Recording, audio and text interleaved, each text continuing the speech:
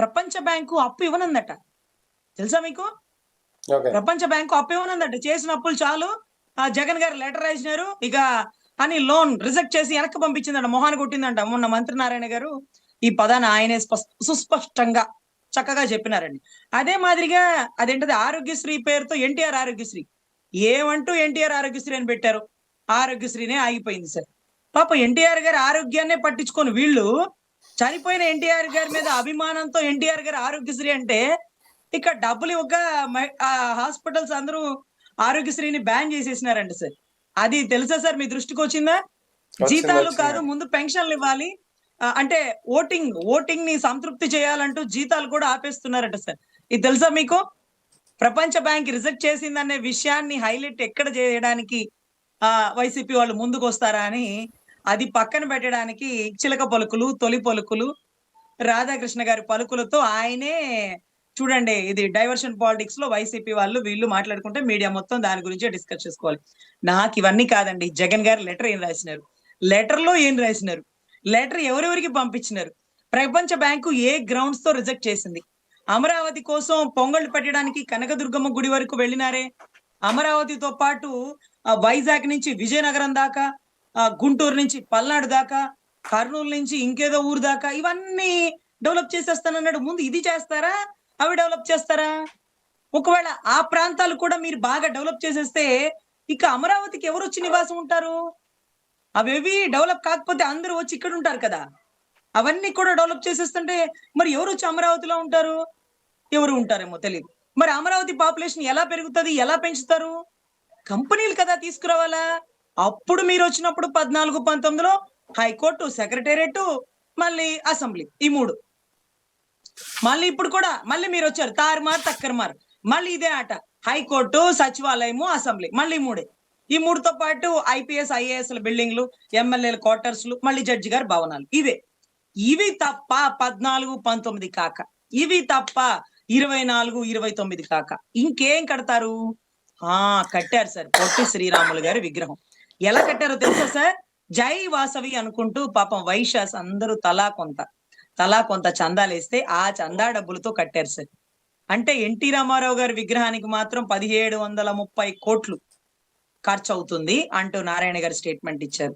వారి కొడుకులు, కూతుళ్ళు బాగా డబ్బున్నోళ్లే కదా, వాళ్ళు చందాలు వేసుకొని కట్టుకోవచ్చు కదా వారి నాన్నగారి విగ్రహం. కట్ల.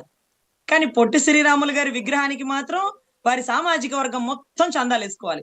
పవన్ కళ్యాణ్ గారు అంటుంటారు సార్, కులాలు ఉండకూడదు, మతాలు ఉండకూడదు, ఆయన్ని ఒక కులానికి అంటగట్టేస్తారేంటి, ఆయన ఒక కులానికి సంబంధించిన వ్యక్తి కాదు, రాష్ట్ర విభజనకి కర్త అన్నారు కదా.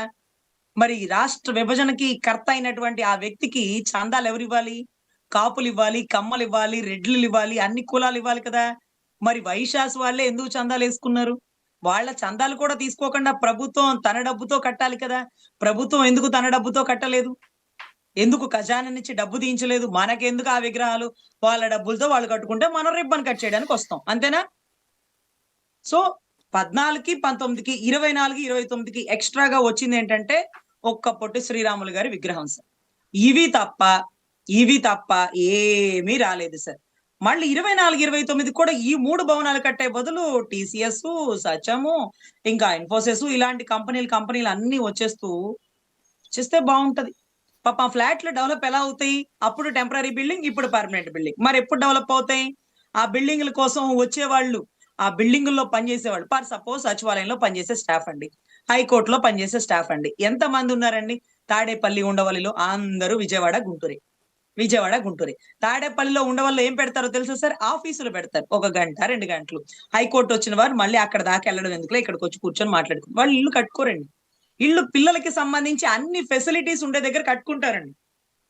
కానీ మరి ఎలా డెవలప్ అవుతుందండి సార్? జైబేరి మెయిన్ రోడ్డు మీద ఉందా, అమరావతి మధ్యలో ఉందా? జైబేరి సార్, మురళీమోహన్ గారు పెద్ద కట్టడం. మిడ్ వ్యాలీ ఎక్కడ ఉంది సార్? రైన్ ట్రీ పార్క్ ఎక్కడ ఉంది సార్? ఇవన్నీ కూడా అమరావతి మధ్యలో కట్టొచ్చు కదా. హైవే పక్కన ఎందుకు కట్టుకున్నారు? రేట్లు రావాలి. వస్తున్నాయి కదా రేట్లు. మరి అమరావతికి ఎట్లా వస్తాయి రేట్లు? మీరు మధ్యలో కట్టినా బయలుదేరి రావాలా? మేము ఎలా వస్తాం? వర్షాకాలంలో రోడ్డు సరుందా? కంతెర్ రోడ్డు ఎలా ఉంది? ఈ రోడ్డు ఎలా ఉంది? అయినా మధ్యలోకి ఏంటి? ఎక్కడన్నా రాజధాని అంటే సెంటర్ లో ఉండాలి కదా. సెంటర్ అంటే ఆ మధ్యన మీకు అలా అర్థమైందా? విజయవాడ సెంటర్ చూడాలి, గుంటూరు సెంటర్ చూడాలి. ఆ మధ్యలో పొలిమేర్లు, multinational hospital, multi speciality hospital ఏమీ లేవు సార్. సో మళ్ళీ వీటి గురించి మనం ఎక్కడ మాట్లాడేసుకుంటామా అని రాధాకృష్ణ గారి చిలక పలుకుల గురించి రాష్ట్రం అంతా కొట్టుకు చచ్చేలాగా, మళ్ళీ ధర్నాలు చేసేలాగా మొత్తం డైవర్షన్ సార్. సార్ ఏం తెలివితేటలు సార్. విజనరీ అంటే ఇది సార్. ఇది విజనరీ అంటే. మహిళలని ముందు పెట్టి ఉద్యమం చేపించడం, మహిళల్ని ముందు పెట్టి రాజకీయం చేయడం. ఇది ఇది ఇది ఈ నేతృత్వంలో వెళ్తున్నటువంటి కూటమి. మరి మహిళల గురించి మాట్లాడితే మగవాళ్ళు ఎమ్మెల్యేలు పోయి ఏబిఎన్, సిబిఎన్ అనుకుంటూ అక్కడ ధర్నాలు చేస్తారేంటి తెలంగాణలో? జరిగిందంతా ఆంధ్ర కదా. వైసీపీ ఉంది ఆంధ్ర కదా. వైసీపీ మహిళలు ఆంధ్రాలో కదా. 2 పార్టీలు అక్కడ లేవు కదా. చంద్రబాబు గారు అంటే ఇక్కడ అక్కడ 2 చోట్ల ఉంటారు. ఇందు లేడు అంత లేదని సందేహం వలదు, ఎందెందు వెతికినా అందందే గలడు. శ్రీమాన్ శ్రీమాన్ చంద్రబాబు గారు అన్నట్టుగా జీవన్ రెడ్డి గారు పార్టీలోంచి పోతా పోతా ఏం చెప్పినారు? ఇక్కడ కూడా కమ్మ సామాజిక వర్గ నేతృత్వమే నడుస్తుంది కాబట్టి, ఇక్కడ కూడా చంద్రబాబు గారి హవానే వస్తుంది కాబట్టి, ఇక్కడ కూడా వారి మాటే చెల్లుతుంది కాబట్టి ఈ కాంగ్రెస్ లో నేను పని చేయలేను అటు సీనియర్ నటుడు వెనక్కి వెళ్ళిపోయాడు. సీనియర్ కార్యకర్త, సీనియర్ ఆయన పెద్ద పెద్ద నాయకుడు కదా. సో ఒక సీనియర్ నాయకుడు వెనక్కి వెళ్ళిపోయారండి. సో ఎంత హవా చలాయిస్తున్నారో చూస్తే మీకే అర్థమవుతుంది. కానీ వెళ్లే ధోరణి ఇది సార్. మహిళలతో, ఎందుకంటే మేము మహిళా కమిషన్ ముట్టడి చేసినాం జనసేనలో ఉన్నప్పుడు.